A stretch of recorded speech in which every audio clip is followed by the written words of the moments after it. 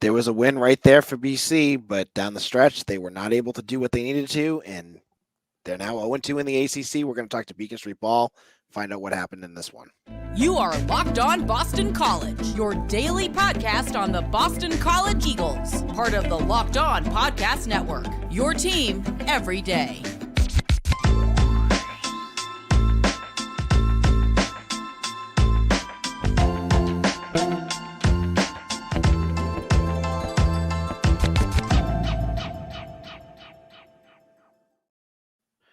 How's it going, everyone? This is Locked On Boston College. I'm your host, AJ Black, and I'm joined today by Beacon Street Ball. We're going to talk about BC losing to Wake Forest, 84-78.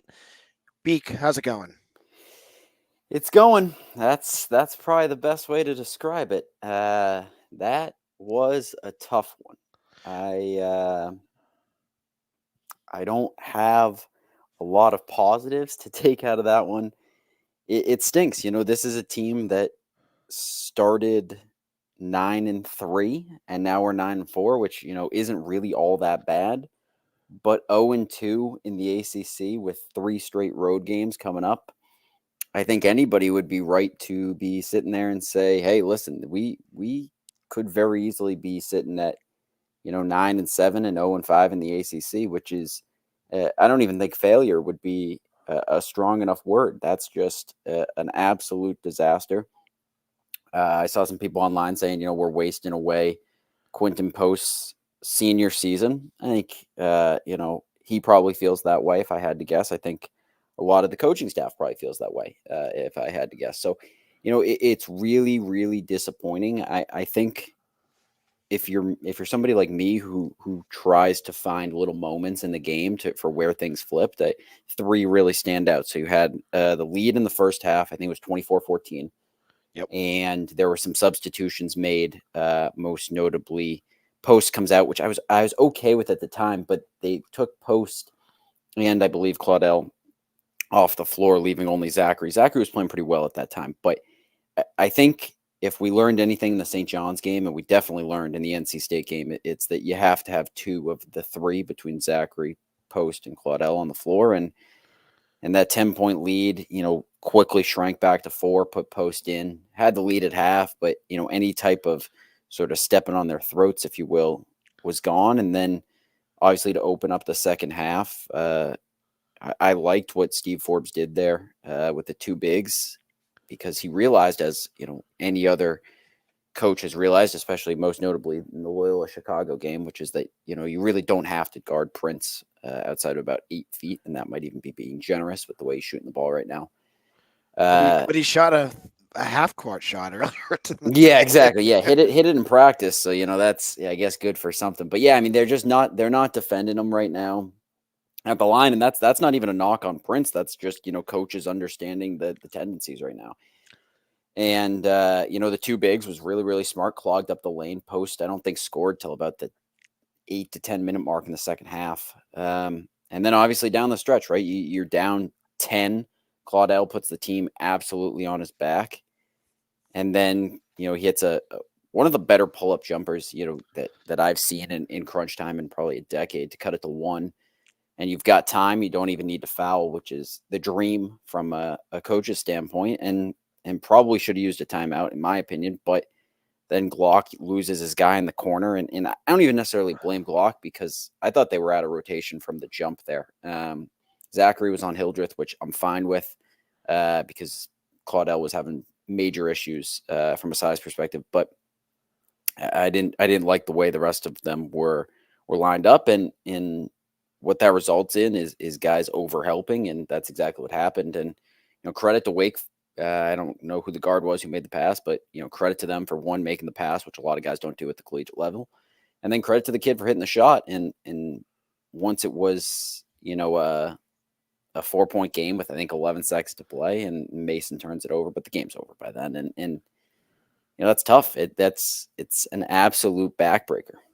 Yeah, this seemed to me like the second straight ACC game that BC should have won.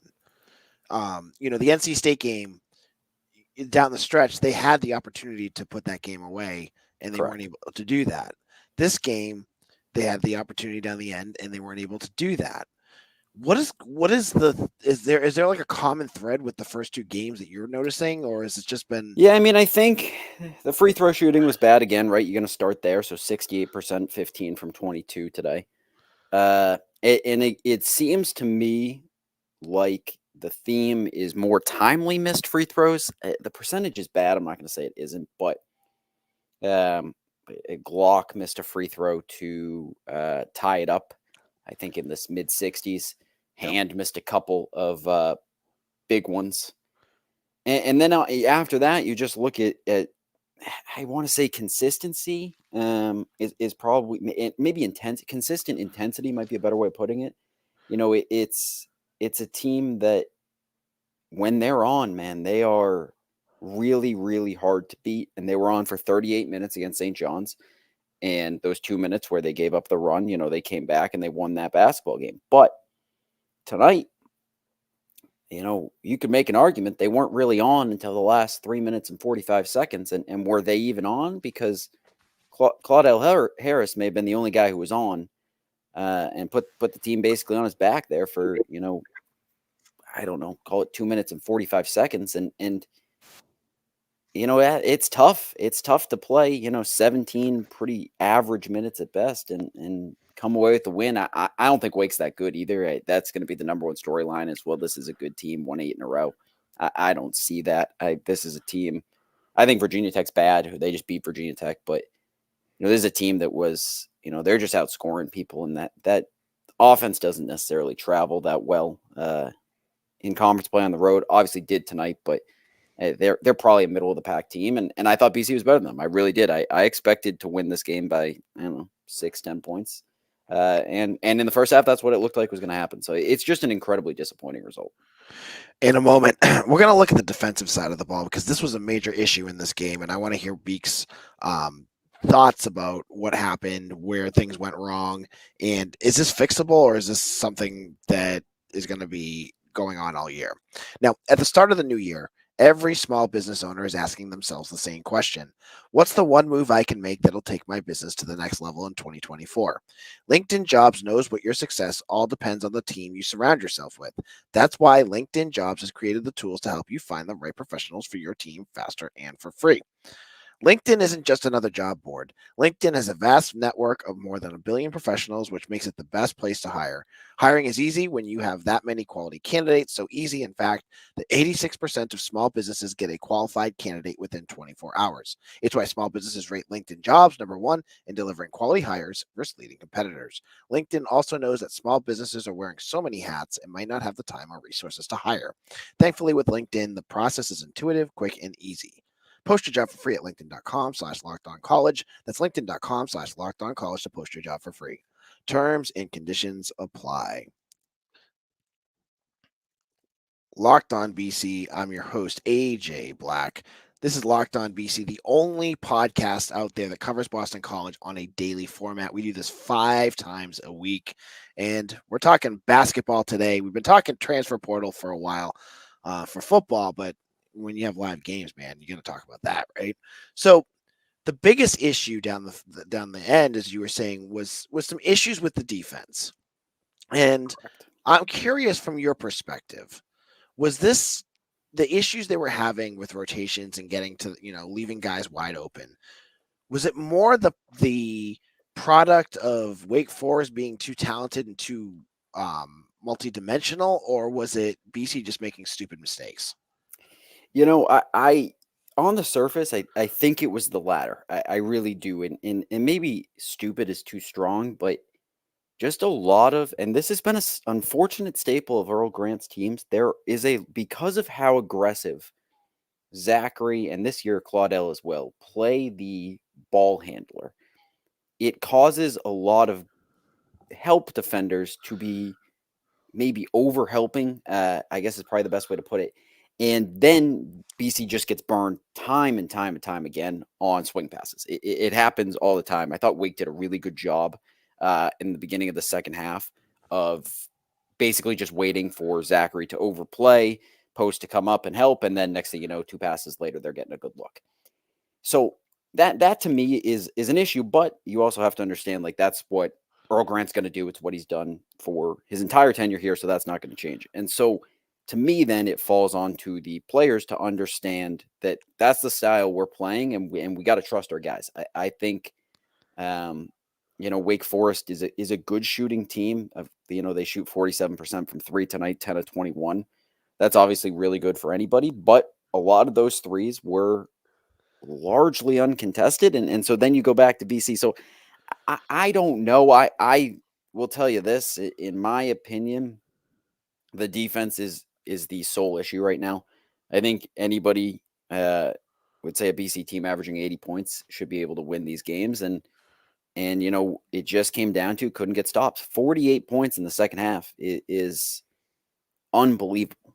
And that wasn't like a flurry at the beginning. I mean, they and I'll write more about this in my recap tomorrow, but the scoring went up. If you break the game down into the media timeouts, so the 4-minute quads, their Wake scoring went up all five little segments there, and that's an issue. So there's a lot of stuff I think that this team needs to look at, and it just comes down to maybe I thought that Kansas City was going to be a wake up call. I really did. That they couldn't get by without probably 35 minutes of really good effort.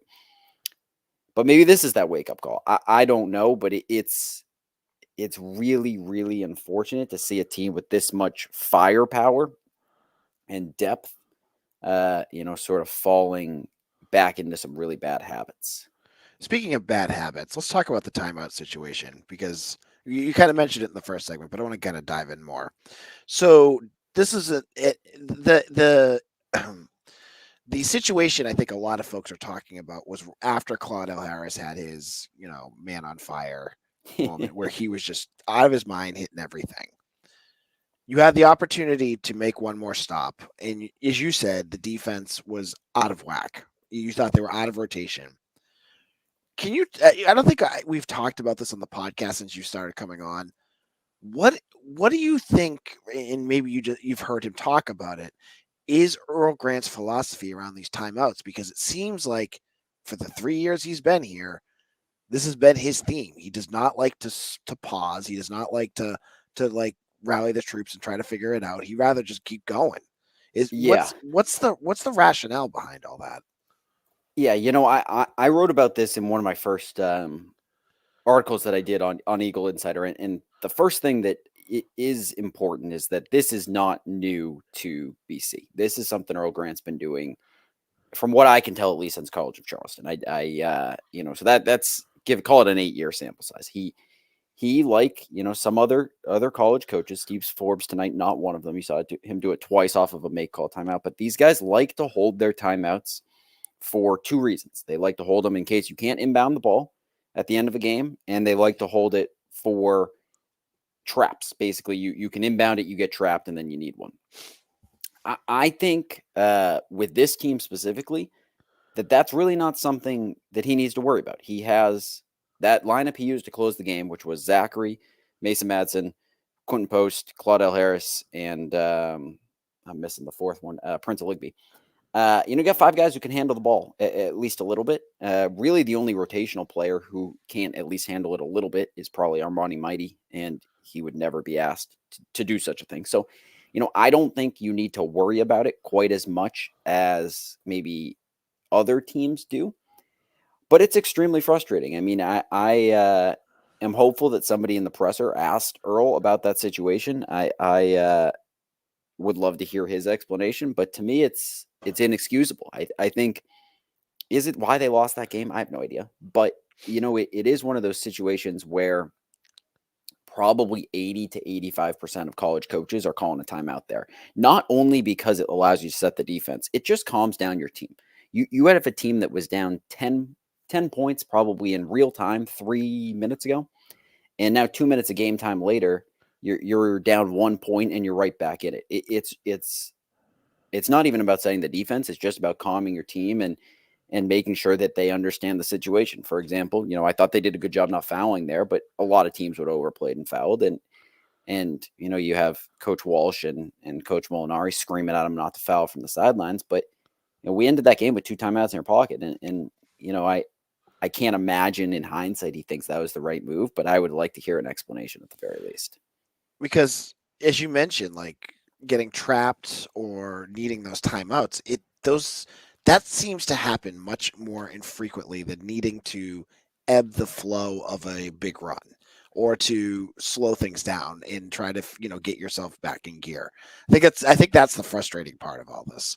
Now, Yeah. our No, go ahead. I completely agree. And just to sort of, I guess build on that. That's one of the things that I think this team does deserve a lot of credit for is that even tonight, they without a timeout, they're down 10. Claudell puts the team on his back, and next thing you know, you're down 1. So that is something this team's done a really good job at, which is, run, come back, and make it a game again. They haven't gotten blown out at all this year, but sometimes use them or lose them. So the last player we're going to get into in our final segment our discussion of where BC goes from here and what the path looks like. My last question, another person who's taken a lot of shrapnel from this game, and I think most of the season is, and you've talked about him on the show, is Prince Aligbe, who again, I'm going to pull up his stats. Yeah, He's I can give them to you if you give me a second here. The biggest thing on Prince is the way that the teams are defending him. But yeah, so he played 22 minutes, 6 points, 6 boards, turned it over 1 time, and took 5 shots. So he doesn't seem to have much of a role in this offense. He just seems to be there. And we continue to ask this. You're either waiting for him to have a moment where he, becomes that 4-star forward that you brought in, but more often than not, you're seeing him kind of just not. He's not doing a lot.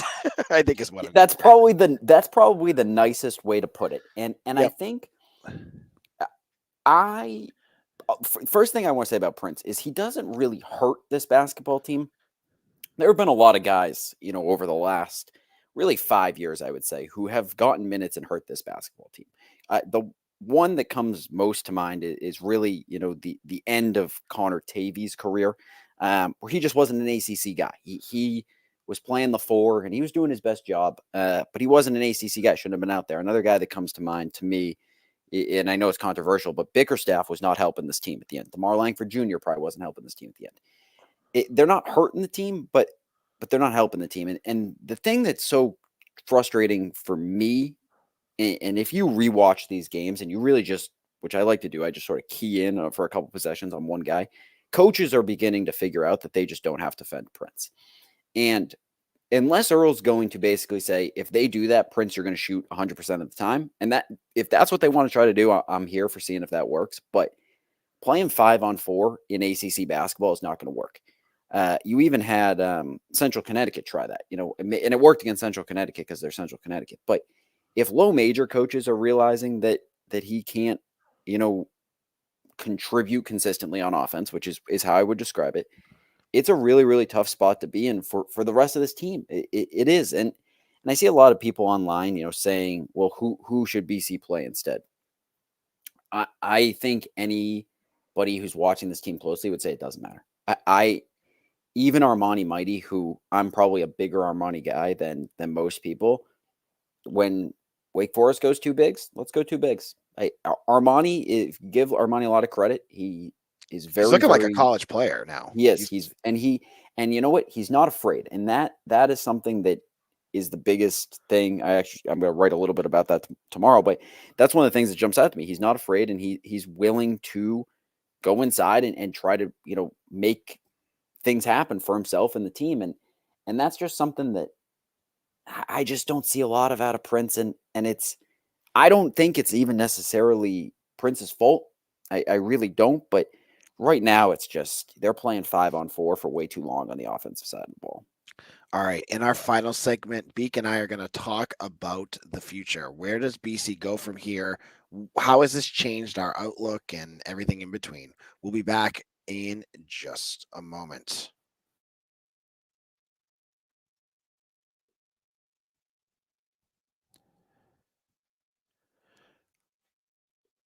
Locked On BC, AJ Black. If you've not done so already, head on over to Eagle Insider. If you're listening live right now, we have 60% off an Eagle Insider VIP yearly subscription just until midnight. If it's tomorrow, you missed out, but you can still become a member. Sign up today, get Beak's work, you get my work, get a whole bunch of other things up on the site as well. Now, we were talking earlier about missed opportunities and how Quinten Post it seems to many that BC has the potential of wasting one of BC's greatest talents this season. Yep. What how likely do you think this is going to be for BC to be able to turn this around? I think, and this is reactionary because we're probably an hour and 25 minutes removed. I think by halftime on Saturday afternoon, you're going to know. If this team comes out, Georgia Tech isn't good. Georgia Tech has a couple good wins, but they have, in most of their other games, struggled for at least 15 to 20 minutes. Their advanced numbers are terrible, despite having two pretty good wins, Mississippi State, and they beat Duke. So two good wins, both at home. But they're advanced, the computers don't like them, which is to say that BC should be, even on the road and after this loss, I would think it'd be, pretty much a pick 'em. And if this team comes out and plays, halfway decent, they should have no problem with Georgia Tech. If they come out and they're down on themselves, as they were in the Loyola game, we're looking at problem territory. And this is going to be, obviously said publicly here what I'm about to say, but if this team starts 0-5, it won't happen, but there needs to be a discussion about a coaching change. There really does. There is, I think Quinten Post is almost a surefire first-team All-ACC player. Claudell Harris is probably going to get some looks as a honorable mention or third-team All-ACC player. Hand has a real shot at being comeback player of the year. You're talking about three guys, and that's not even to mention Devin McLaughlin, who I thought was our best player tonight, even better than Post. He was phenomenal on both ends of the ball, save that one miscue there for 3 seconds at the end of the game. But, Zachary's very steady. There's just too much talent on this team not to win 20 games. I don't think you need to make the tournament for this season to be, deemed a failure. But if this team wins like 16, 17 games, there's only one place to look. There hasn't been any injuries. There hasn't really been any, we just can't hit the broadside of a barn.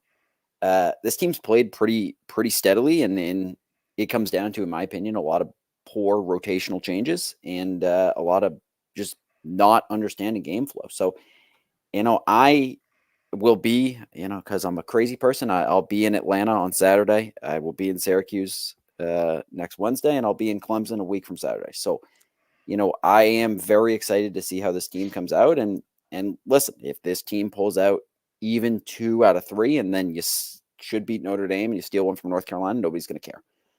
Right. But you can't start 0-3 because I think Syracuse is a little bit better than people give them credit for. And I hate that spot at 9:00 on a 2-game losing streak. So, yeah, I'm nervous, and I'm going to guess that inside the building they're feeling pretty much the same way. And now it's time to see what this team's made of.